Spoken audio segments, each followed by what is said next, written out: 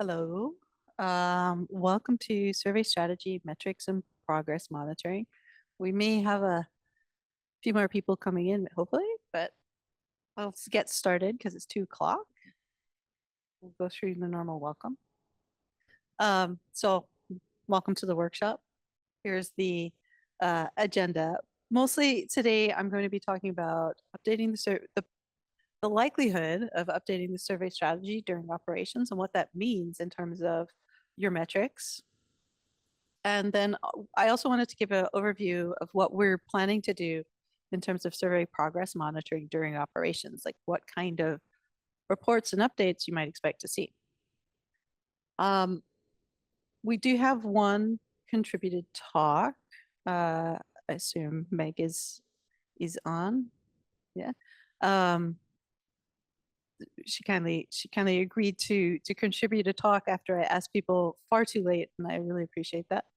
And then I hope we have some discussion towards the end about the questions that I'm going to raise in the first part of this presentation,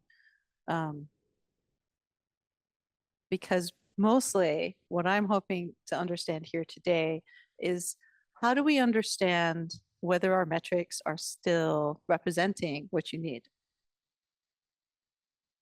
Okay.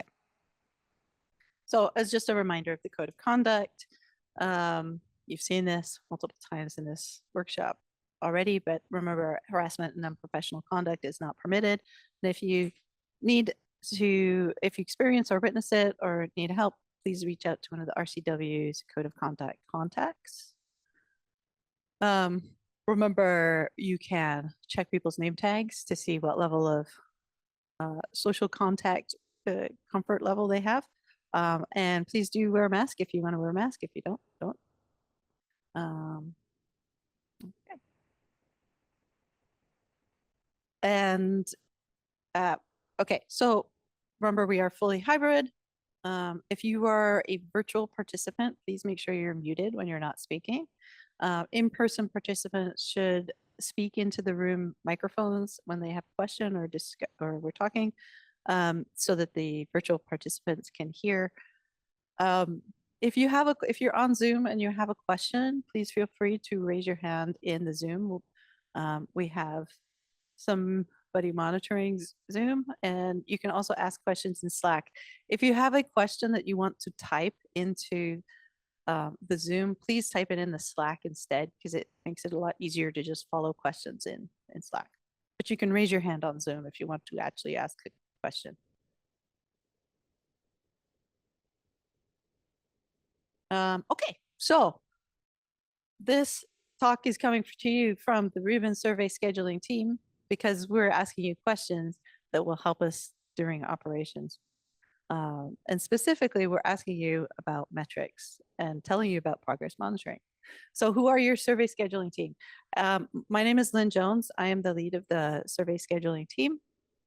And our team includes Peter Yoakum, who is remote for this meeting, so he should be there on Zoom, and Eric Nielsen here in person. And we have future members joining us over the next year or two, Hamna Awant and Bryce Kalmbach, and they are currently tied up in commissioning or not joined the project yet. But so we're a small team, but we are doing lots of interesting things, I think. Okay, survey strategy for LSST. You heard all about that this morning, I hope. And if not, you're likely already familiar with it if you're in the session. We have the baseline survey. We have a baseline survey footprint, cadence. You can read more about that at survey-strategy.lsst.io. This website is where we're hoping to place future updates about what the survey strategy is. So in the past, if you've asked me, hey, where's some documentation on what the survey strategy looks like right now?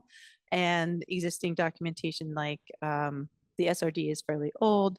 The overview paper is fairly old. BED has the Bianco et al. White paper from the AppJ supplement series, but that is also, because it's printed, it's going to, change. As we change the survey strategy, that paper can't keep up. So this website is a good place to go and find information about what is the survey strategy that we're seeing and using now.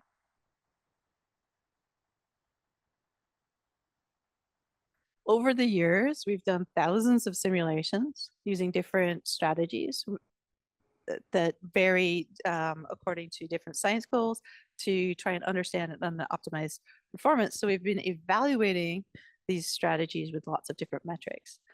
Now, we have run thousands of simulations to date. As we continue through operations, we will be continuing to run simulations when the SCOC or other groups or ourselves have questions about, well, should we change the survey strategy? So we're not done running simulations. We are essentially just starting to run simulations for operations, I should say. Okay, and this also helps us make sure we're on track to meet SRD goals and other science goals. We have hundreds of performance and science-oriented metrics, and these are available to evaluate any particular pointing history. And I would like to say thank you to everyone who's worked with us to write or improve or interpret a math metric. So we do have metrics from desk, static, and transient science. And I apologize, I can't fit them all on the screen here because we have hundreds of metrics, but I'm just put a little sample of some of them from like desk, from the solar system, from the transient and variable science collaboration, and from Milky Way local volume science. So we do have metrics from a wide variety of science cases, and we really appreciate all of those. And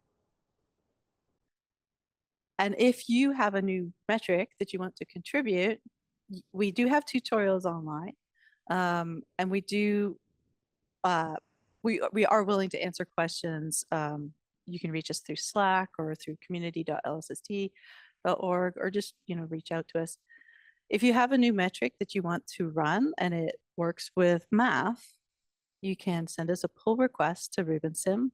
And there's more information about all of this on the surveystrategy.lsst.io website.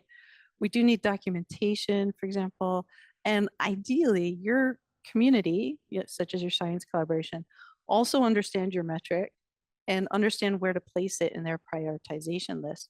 Because the SCOC, when they're trying to determine what the best survey strategy is, talks to the science collaborations and says, hey, science collaboration, what are your goals? Does this change in the survey strategy work for you?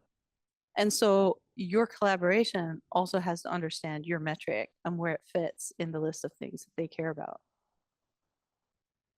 We do have some areas where we still have metrics that we would like to expand.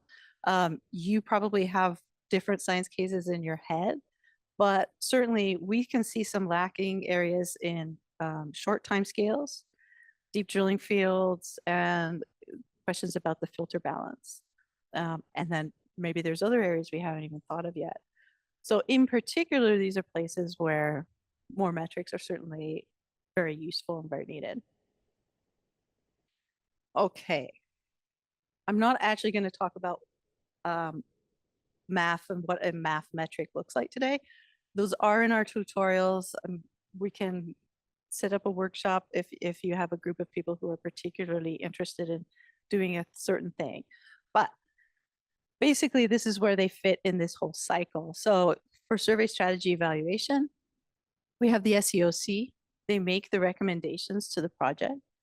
We have the survey scheduling team. So we make simulations that are based on those recommendations from the SCOC. And then we run these metrics on them and we feed the evaluations back to the SCOC. And then we have the astronomical community, all of you guys, and you talk to the SCOC through the SCOC liaisons or directly. And then you also talk to us with your metrics that you contribute and by looking at the survey simulations we make. So it all is a very iterative process, goes round and round, and hopefully we make the survey strategy the best it can be. Now, just because we start operations doesn't mean we stop this process. We will need to change the survey strategy during operations. Some changes might be temporary. Say there's a failure with some equipment at the summit, but it's going to be fixed. So we have to respond to that failure. It may be that we just say, actually, we'll just keep trying to take observations as usual. It's just that the sluice speeds will be a little slower for a few days, for example, right? Other changes might require a response from the survey scheduler, and other changes might even last longer or be a long-term change. Some may even be permanent. So for example, if the science landscape changes and the SCOC says, actually, we have this really important and really exciting new priority, they may change the survey strategy to better accommodate that priority. So the SCOC will provide recommendations and review the survey strategy on an ongoing basis.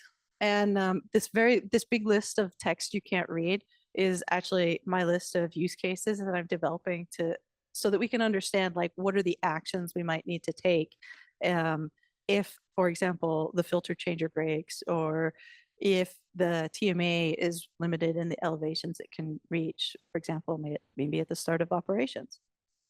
And so what do we do as the survey scheduling team, and then where does the decision lie on what action we actually take?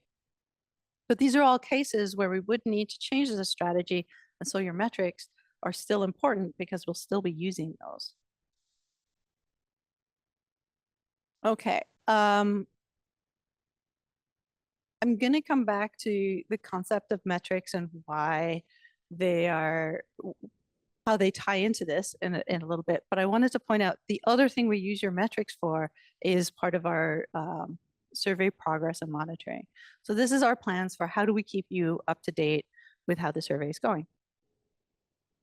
So we're planning to produce pre-night briefings. So this is basically, we'll run this survey scheduler in a simulation mode for the upcoming night, and we'll run it with a couple of different configurations. And then we have this is a range of the kinds of things we expect to happen in the upcoming night. And then we make a little report about that, and it goes online and anybody could see it. I think currently anybody who has data rights can see it, who has an RSP account. But the idea is that that information is available. At the end of the night, we sort of write a post-night report. What happened last night? What was the coverage on the sky? So this is a pretty basic report. Just kind of gives us a heads up on what happened and if there were things that we might need to change or reconfigure with the scheduler. But this would also be useful, I think, for you as the community. On the time scale of around a week. Oh yeah, sorry, you got some? Oh, I don't know if we have a micro. There we go. For the pre-night briefings, I'm thinking about like other surveys who may want to like observe a field before LSST or after. Will there be like a longer time scale, at least approximate plan of this is what we think we'll do, or like how dynamic will that we're figuring out what we're doing the night before be? Yeah. So the question was about how do other observatories coordinate with Rubin on the sky, right? There are actually some different requirements than this as far as what the survey reporting on what the next field will be. There are some requirements that, for example, we always publish the next visit with very high certainty levels because data management needs to like pull up templates and so on. The next hour of operations is also reported, and these are through different mechanisms that I don't believe are built yet, but it's like it's on the plans. It's going to be there.